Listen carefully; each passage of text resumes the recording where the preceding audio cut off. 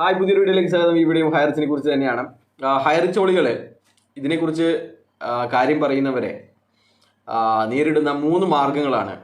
ഒന്നാമതായിട്ട് ശപിക്കുക, രണ്ടാമതായിട്ട് ഭീഷണിപ്പെടുത്തുക, മൂന്നാമതായിട്ട് തെറി പറയുക. ഈ മൂന്നാമത്തെ കാറ്റഗറിയിൽ, തെറി പറയുന്ന കാറ്റഗറിയിലുള്ള ആളായിരുന്നു ടെക് ട്രാവലർ എന്ന് പറയുന്ന യൂട്യൂബ് ചാനലിൻ്റെ മുതലാളിയായ മെൽബിൻ. അപ്പോൾ മെൽബിൻ്റെ അമ്മ വലിയ ലീഡറാണ്. മലയോര മേഖലയിൽ ഒരു 3 കോടി ആൾക്കാരുടെ പൈസ അടിച്ചു മാറ്റിയ ഒരു സ്ത്രീയാണ്.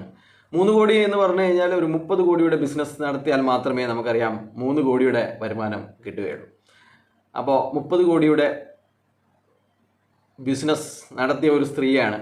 അപ്പോൾ പിന്നെ ആണ് മനസ്സിലാക്കിയത് 2 തവണ ശ്രീനാ പ്രതാപന് അഭയം കൊടുത്തത് മേഴ്സി ആയിരുന്നു എന്നുള്ളത്. അപ്പോൾ അങ്ങനെയുള്ള കാര്യങ്ങളൊക്കെ അമ്മയുടെ ബിസിനസ്സിൻ്റെ വലിപ്പവും അമ്മയുടെ ബാങ്ക് അക്കൗണ്ടിൻ്റെ വലിപ്പവും ഒക്കെ നല്ലവനായ മകൻ കാരണം ലോകം തേച്ചു പറഞ്ഞു. പിന്നെ പോരാത്തതിന്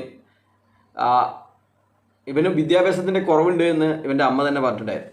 എൻ്റെ മക്കൾക്ക് നല്ല വിദ്യാഭ്യാസമൊന്നും കൊടുക്കാൻ സാധിച്ചിട്ടില്ല എന്ന് അമ്മ ആദ്യത്തെ ഒരു വീഡിയോയിൽ ഇതിനെക്കുറിച്ച് എങ്ങനെയാണ് ഈ ഹയറിച്ച് തട്ടിപ്പിൽ വന്നു ചേർന്നത് എന്നതിനെക്കുറിച്ചുള്ള ഒരു വലിയൊരു വീഡിയോ ഉണ്ട്.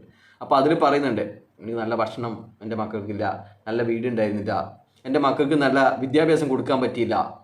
അപ്പോൾ അതൊക്കെ സത്യമായിരിക്കും. വിദ്യാഭ്യാസം കൊടുക്കാത്തതിൻ്റെ കാര്യങ്ങൾ ഇവൻ കാണിക്കുന്നുണ്ട്. അപ്പോൾ ഇവൻ മറ്റുള്ളവരൊക്കെ ചീത്ത പറയൽ, ഇവൻ്റെ വീഡിയോ കാണുന്ന, ഇവൻ്റെ വീഡിയോക്ക് കമൻ്റ് ഇടുന്നവരൊക്കെ ചീത്ത പറയുക.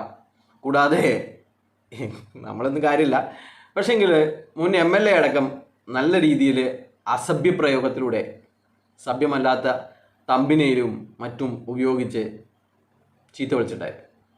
അപ്പോൾ അതിനെതിരെ കേസ് വന്നപ്പോൾ, അല്ലെങ്കിൽ അമ്മയുടെ ബിസിനസ്സിൻ്റെ വലിപ്പമൊക്കെ നാട്ടുകാർ അറിയാൻ കാരണമായപ്പോൾ കക്ഷി എന്ത് ചെയ്തു എന്ന് വെച്ച് കഴിഞ്ഞാൽ ഇട്ട വീഡിയോ ഒക്കെ ഡിലീറ്റ് ആക്കി.